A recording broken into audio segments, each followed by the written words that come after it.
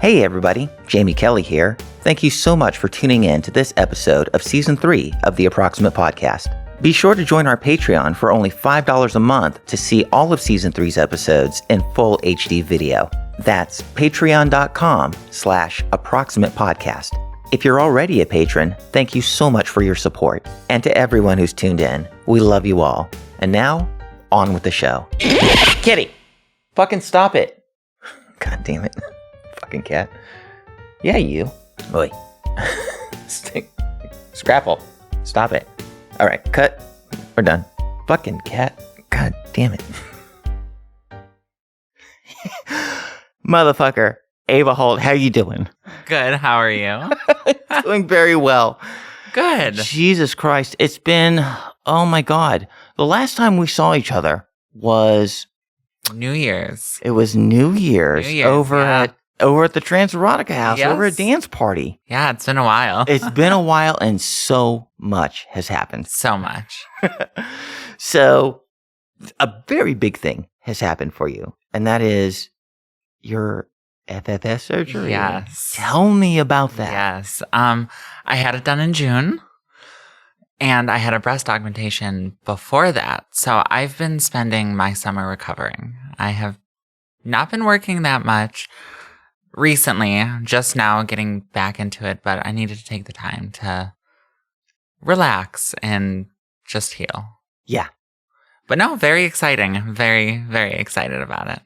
So many of our listeners are people that are up and coming and trans folks in general. So I think it'd be really exciting and like fun to hear about what your experience was through, like, let's start with FFS. Yeah. A huge surgery. Huge. And like a big point, like a goal for a lot of trans folks.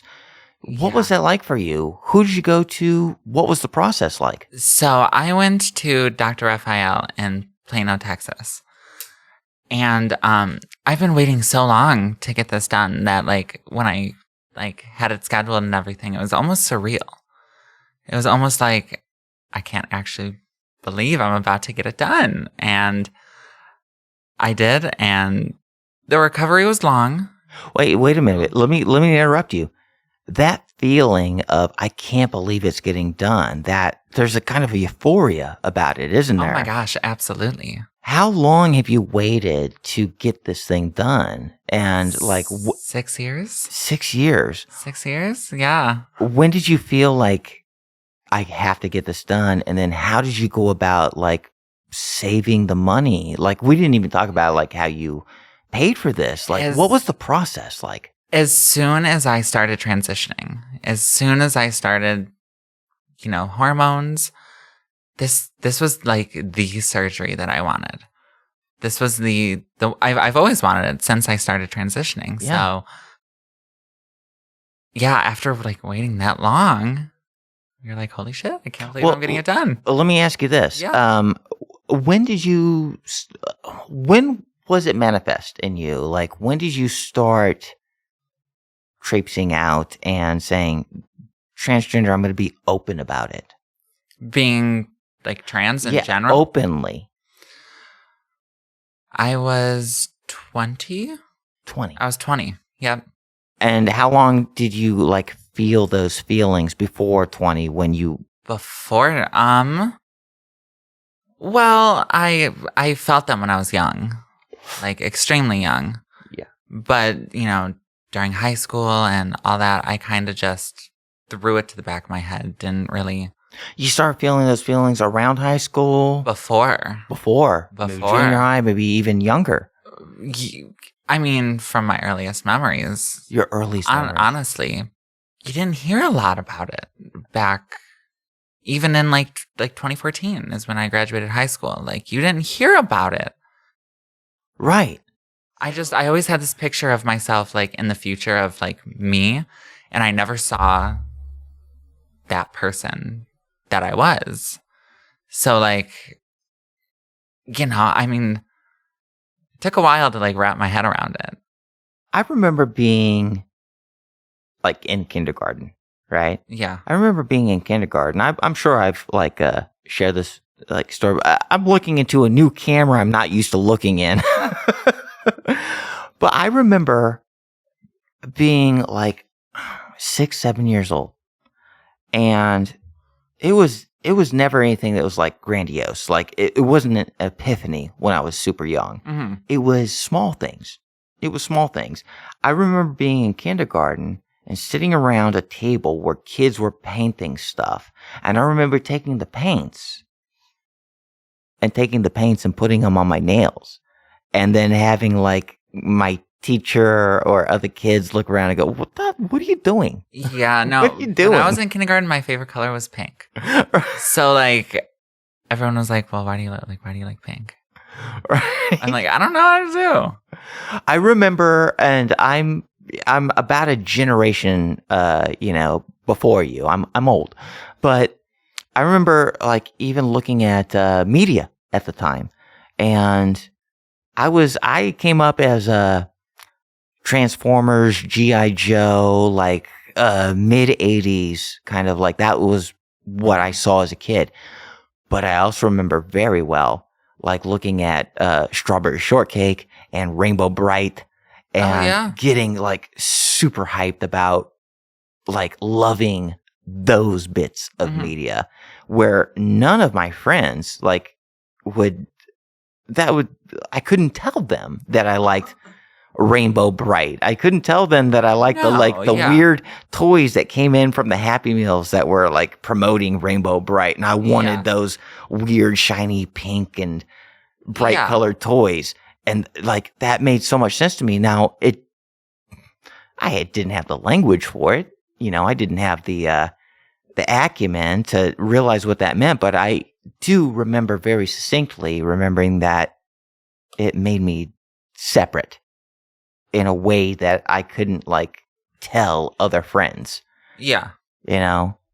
And so it started at a very early age. Very early. Was it that way for you? Yes.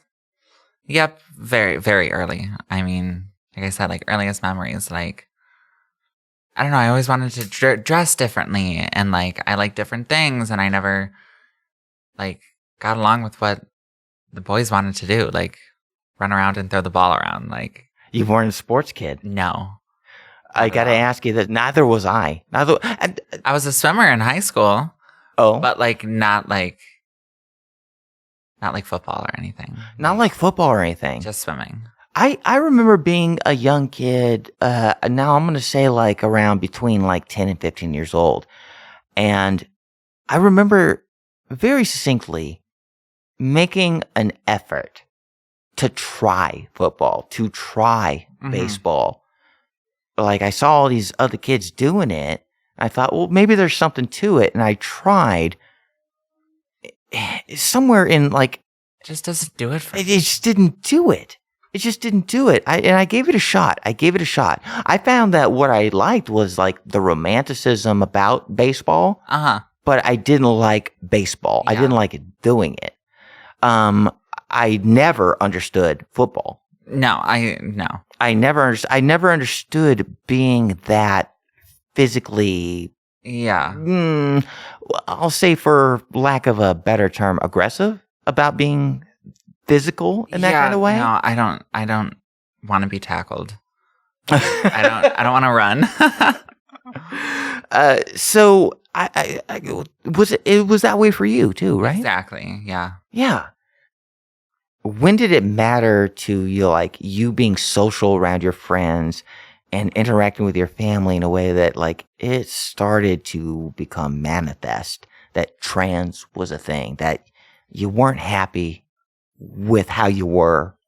I would say like around 18.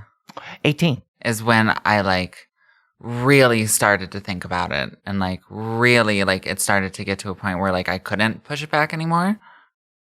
How was your family life like? Excellent.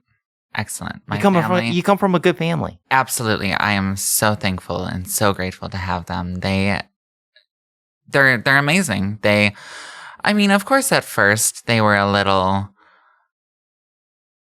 worried, and like they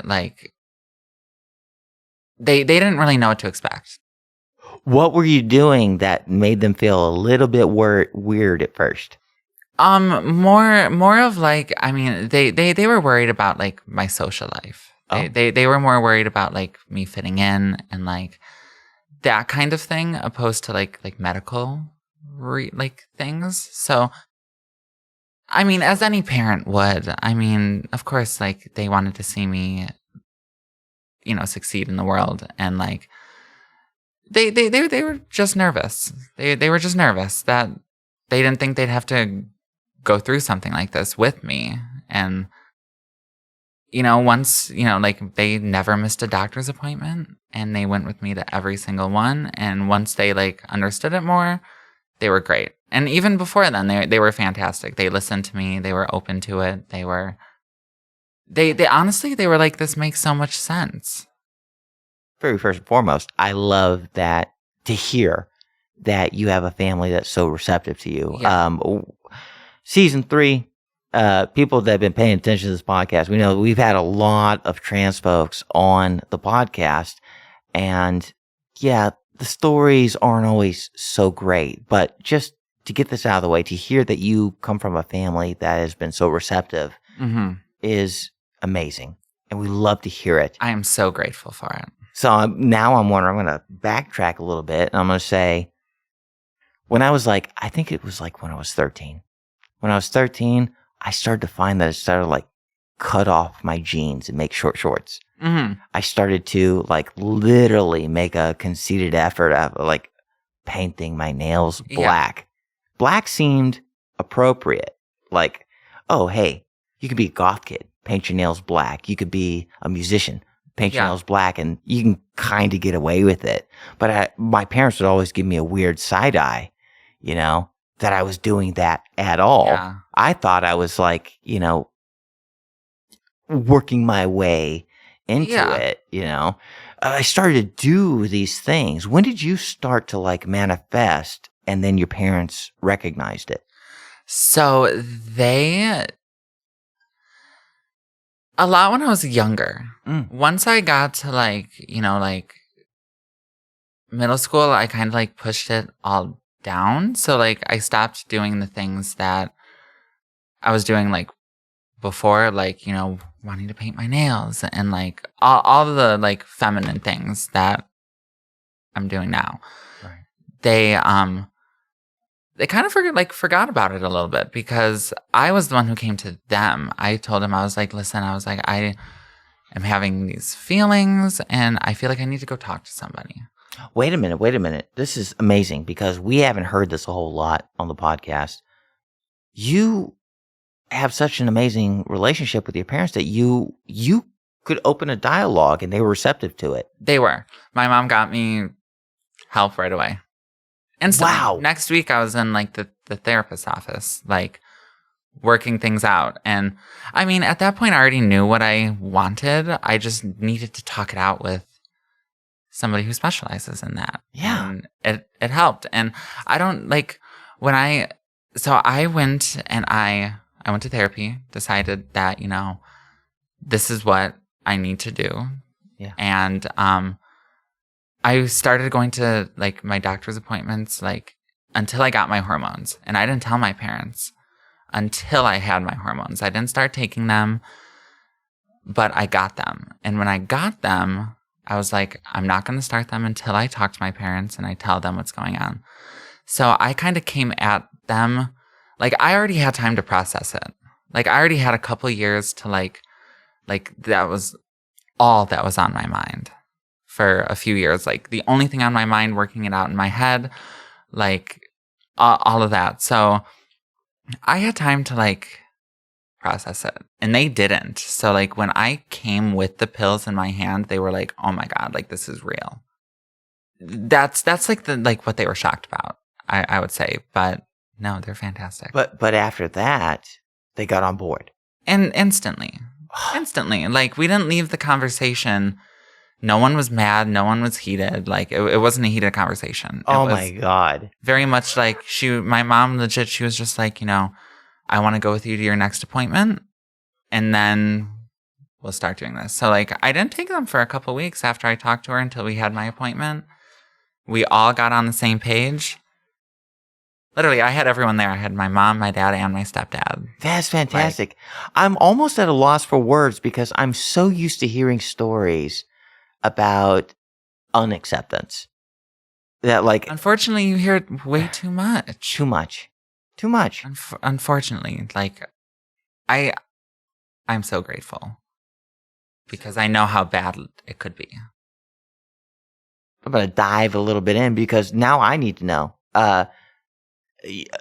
Your parents are together? You're not a child of divorce? I am. You are? I am. Yep. No, my parents were separated. My mom remarried. I see. So, yeah. So what did all the parents involved accept? Yes. Really? Yeah. Wow. Yeah. God. Yep. I legit, I remember, so I told my mom and my stepdad. I told my mom first. Then my mom told my stepdad. And then we got together with my mom, my stepdad, my aunts, to go talk to my dad to let him know. My God. And we're all sitting down and I tell my dad and he goes, that's all. he's like, okay. That's wonderful. Cool. And then walked away. I was like, okay. That is awesome. Yeah. Oh my God. Well, now I got to ask the big question as far as I'm concerned, from my perspective. So it seems like, from what I'm hearing, the transition with your family life was pretty okay, right? Very. Okay. So now I got to ask this other thing, because this is the nature of this particular podcast. Ask away. What about the adult entertainment stuff? I don't get into full detail. They know my mom does. Only my mom. And she knows, she knows the gist of it, just not the details. Right. So, she knows what I do, but not all of what I do, I guess. Just because, that's my mom. We're not going to have that conversation. She knows what industry I'm in, what I do, but I don't go into, detail on my work days. Was there a point in time as you were fledgling in the adult entertainment industry that you decided that you need to tell her in some way or another? And what did that look like? I did, only because there were so many exciting things happening in my life that involved around the industry and work that I wanted to tell them about it. I wanted to tell them about things. I wasn't worried about them finding out, or if they did find out in some way, it wouldn't bother me. I just wanted to talk about everything that was going on because it's a big part of my life. Right. And I would hate to keep that from them. And what did that look like? I assume your mom was the only person you told. Am I correct in saying that? Yes. And was that a letter, a phone call? Oh, I just talked to her in the car. Oh. Yeah, no. We were on the way back from Alta. I just told her. That's amazing. She was nervous. She was nervous about it. Yeah. But she's totally cool now. Totally cool now. Totally cool now. Oh, yeah. That's so weird. I was a year into being an adult entertainer as far as being a person that's in front of cameras. Mm-hmm. And before that, I was a year into being a sex worker, on the sly. Nobody knew what I was up to. Mm-hmm. I was just living life on my own, experimenting with a thing, Yeah. And a year went by of being a sex worker. And then and people, you guys know, about a year into being a sex worker, I was I made a conscientious effort to go well, what's the next step? Porn, right? I did the porn. I still didn't tell anybody about it. Mm-hmm. And then a year went by and I was like, you know what? I'm not a secret keeping person. Yeah. I got to tell the most trusted person in my life. And the most trusted person in my life was my mom. And I told her about it. And I did it in a very careful way because I was scared to death. To death. I wrote her an email. I wrote her a really long email explaining how I started being a sex worker and then how I got into porn and that this is a thing. It's going to be I don't know who's going to see it, but now I'm a public facing, thing. and it may come up, and I'm not going to go back. I already made my mind up that this was what I was going to do for however many years, but it wasn't like a flight of fancy. Mm-hmm. So I needed to tell my mom. Yeah. And I did. And she came back to me. I don't know. Did your mom say the same thing that my mom said? My mom said, Jamie, you're a smart kid. You got a good head on your shoulders. I don't know what you're up to, but as long as you keep that good head on your shoulders, all I need you to do is to be safe. Yep, that's exactly. My mom said, I just want you to be safe. That's all. You know what? Fucking praise to moms. Praise to good moms. Yes. Not everybody has a good mom, but god damn it. We're very lucky. We're very lucky. We're very fortunate. Yeah. As a quick aside, 2 episodes prior to this recording, I had Crystal Penn. You know Crystal Penn. I've met her a couple times. Yeah, I don't know her, but I know who she is. I had her come on with my mom 2 episodes ago. Had them both on.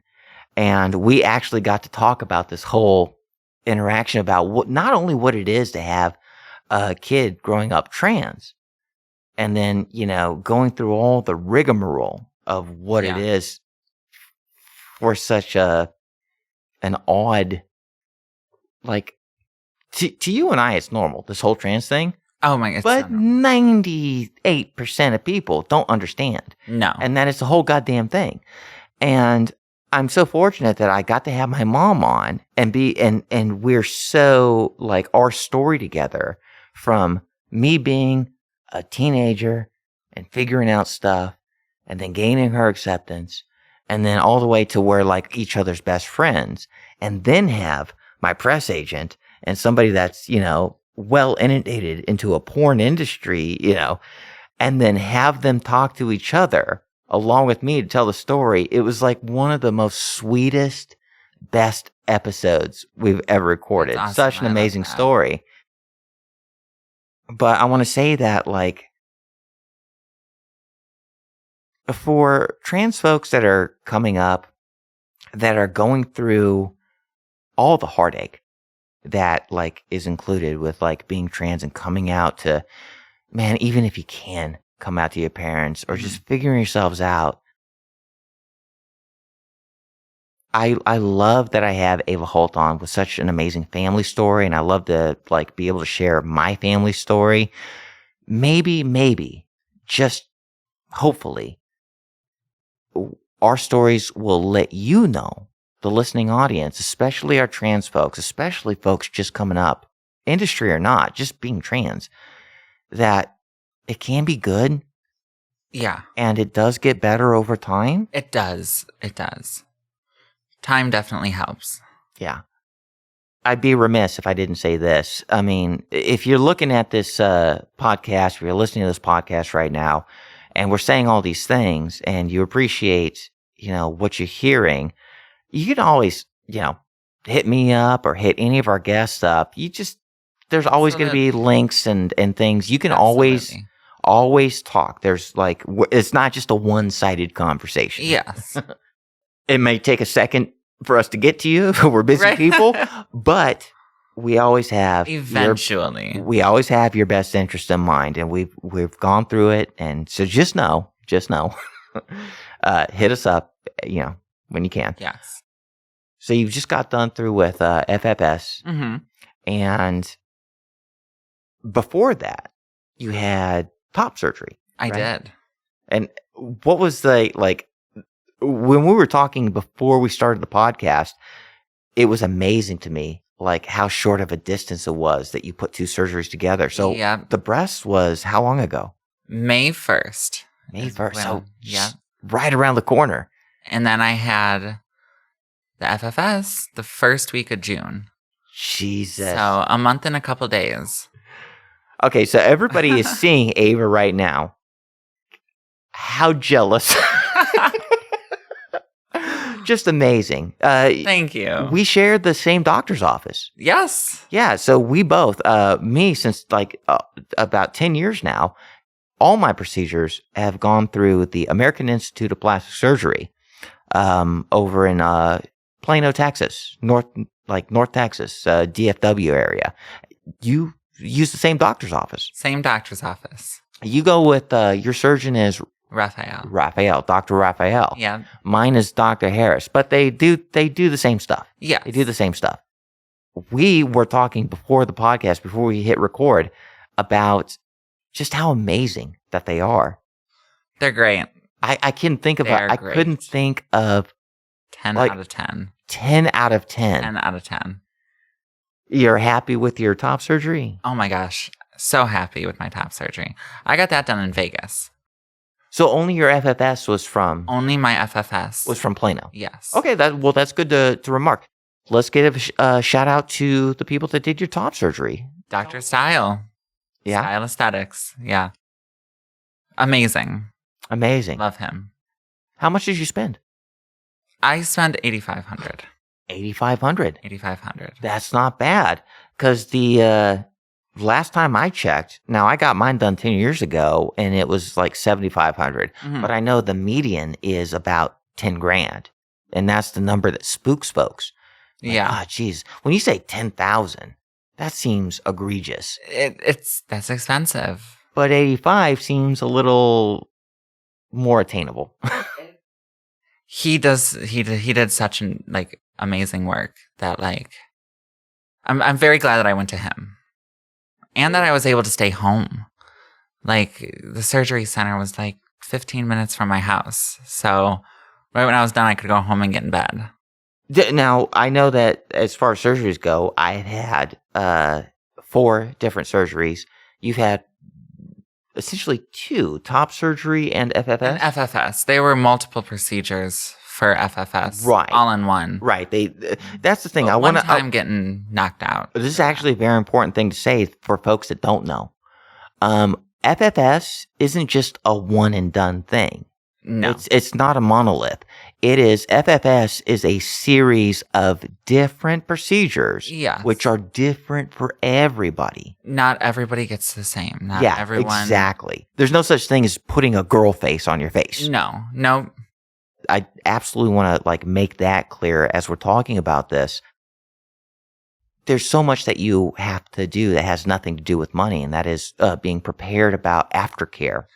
Yeah, no one really talks about it. Nobody talks about that. So let's talk about that. How was your aftercare like? What was required? Well, before I got the surgeries, honestly, in my head, I was like, we're going to get them done, but, I'll be up in a couple of weeks. With my top surgery, I was up very quickly. I was up within a week, cleaning, going to the store, going out in public, So, when I had that done, I was like, oh, I do surgery well. I heal well, and I'm already up and moving. Most people are telling me that they were down for months.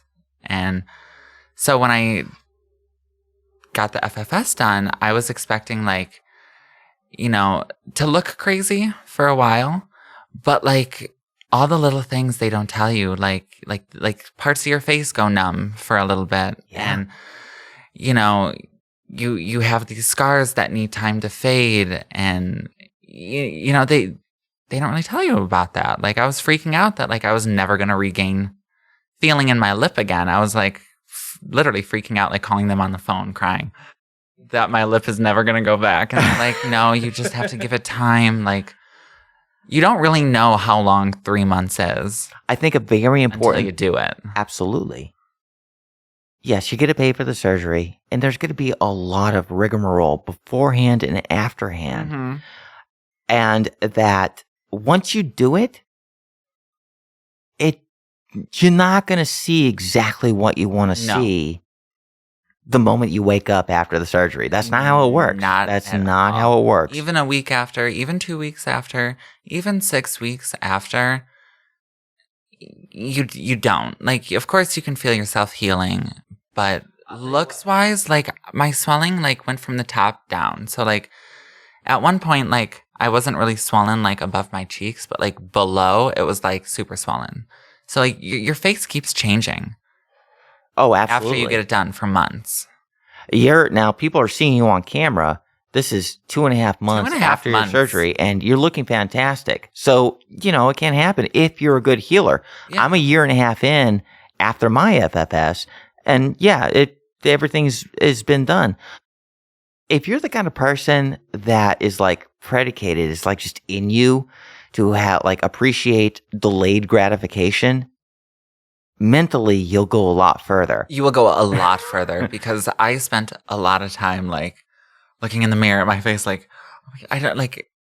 You mentioned earlier, like when you smiled, your smile was crooked for a little bit. Oh, absolutely. And so was mine. Like when I smiled, like this side went up, and this side just stayed where it was. And like, I don't know, it's my mouth. Like like in my head, I'm like, they both should be fine. Like if this one's fine, this one should be fine. But they're like, no. Nope. Each side of your face is like a different person. Yeah. Just again, as another bit of information for people that are wondering about this stuff, literally what they do, let's just get right down to the nitty gritty. Literally what a surgeon does is when you do FFS, and especially FFS, is they deep cut all the way through so many of your nerve endings. And that is how you feel your face. That's how you feel yourself. Like it relates to your mental health, because once you lose control of your face, you can start to feel like, oh, what, did I do the right thing? Yeah. Like that can fuck with you. Oh yeah. No, it can. And the doctors are so busy, they're just going to assume that, like, hey, they already know. Yeah. They get a few months down the road, they're going to be fine. Mm-hmm. They don't tell you that. They don't usually like sit you down and like have a discussion about how mentally it's going to affect like you. It's honest. It affected me a lot, like the first month. Yeah. Because you don't necessarily, like, you're so swollen. And, like, I still have some swelling. And it becomes scary because you think, well, now things feel so fucked off and it's so, like, what I'm not used to feeling. Is this permanent? Is it always going to be this way? Mm-hmm. It's not. It's not. They just don't sit you down to tell you about that. They don't tell you about that. They're like, oh, you might have some numbness here and there. Yeah. Like 3 weeks after and you're still feeling numb in a place, you're like, right. What is going on? And this is why it's so important to like be able to take a back seat and think more like have more of a like omnipresent view of what's going on. You did a major thing and you really like they're peeling your face back. They're cutting through all the nerves. And I was still kind of healing from my top surgery on top of it. So like mentally, you have to allow, before you get all nervous and weird about it, you have to just take a back seat and go, no, this is going to take about a year before I feel normal again. Yep. If you can think that way, if you can delay gratification, then it's going to be well worth your effort, or else you're going to drive yourself crazy. Well, a lot of it for me was I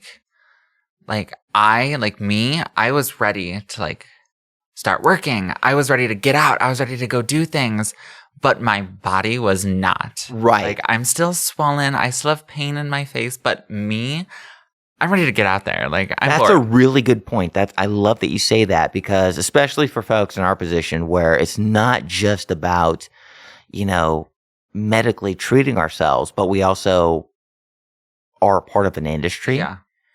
We can tend to be a little bit ambitious. Mm-hmm. And we don't want a physical thing to stand in the way of the things we want to do. And you got to maybe take a step back and, let equilibrium happen. Honestly, I felt fine after a week and a half. Right? I did too. Felt fine. Mentally, I was like, let's go. Let's go. I want to go out. I want to go do things. And I stayed in Texas for a week after my surgery because, you have all the stitches in and the staples and you got to get those taken out. So, even while I was recovering, me and my mom would go out to eat. We'd go, do things out, in Dallas, go downtown or, just do things, even though I'm all, bandaged up. I still wanted to get out. I was still bored sitting in the hotel. I remember I was exactly in your and same I wanted position. to eat. I couldn't eat. You couldn't eat. Like, I wanted so badly to like go eat a ton of junk food. But like, you can't really open your mouth. Yeah. You're so swollen that like, and you can't chew because you got all the like, with your, like the cheeks, you know, they go up like through your mouth. Anything around your mouth, you just got to deal with it. You got to accept it. I was like maybe not even 6 or 7 days past the surgery.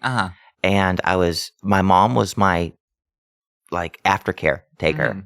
And we had to drive 3 hours from North Texas, where that the American Institute of Plastic Surgery, down to where she lived in Austin, where I was recovering. We got to Austin after the surgery, and I was about 3 days, maybe 4 days in bed before I started going crazy. And I was like, I got to get out of the house. I got to do something. It's a lot quicker than you think. My mom, of course, moms are worried as hell. As soon as you get up out of your bed, they're like, no, sit down. They're so worried. And you're like, oh, I got all this energy in me. I have to get up. I got to walk around. How many laps I did around this hotel. Yep. And I went and I had a rental car that I had rented for the occasion. I'd spent a long time, setting up that I knew I'd have a month. So I spent all the money and took all the time. So I had a rental car in Austin, and like 4 days being in bed, I took off and I got in the car early in the morning. I was like, I got to do something. So immediately what I did was I couldn't work. I couldn't, but I had to do something. So I went and I spent a bunch of money. I needed that dopamine effect. I needed that like sense of doing something. Yes. So I went and I found like comic book shops and like weird like fucking places that sold movies and like curio shops and antique shops, and I just like went and tried to like make myself feel like I was getting something done. And I was like spending all this money and spending all this energy on doing something that was like fun. Yeah. Because I couldn't work, which was what I really wanted to do. I wanted to get back to doing the thing. But in lieu of that, I took all that energy and I took all that need for dopamine and I just like spent money on nerdy stuff. Yeah. But that was a part of the whole process. And I don't imagine it'd be too different from anybody else. Like, you got to do something, right? You have to. No matter what form that takes, you got to do something. Crazy.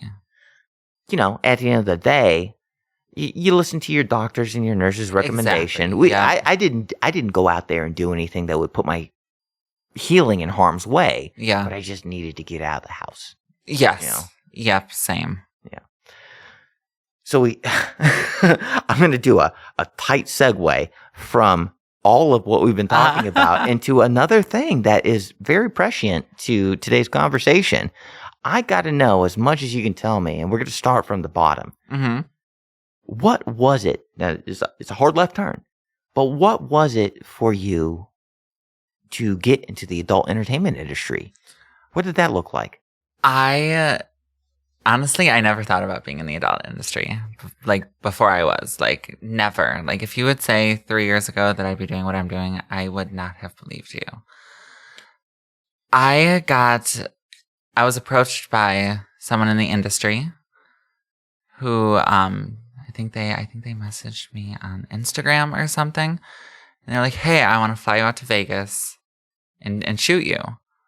I was like, okay, I'm down. I've never done that before, but you were up for it? First for anything. Yeah, I was up for it. It was like right like in the middle, like a couple months after COVID started. Oh, I see. It was like once everyone started getting back to work. So I wasn't working at the time. The job I was at prior closed down from COVID. So we were taking a break and the money sounded good. Right. The money sounded good, honestly. I can imagine, yeah. I was like, yeah, I'm down. And then I shot, and then it came out, and then I kept getting hit up.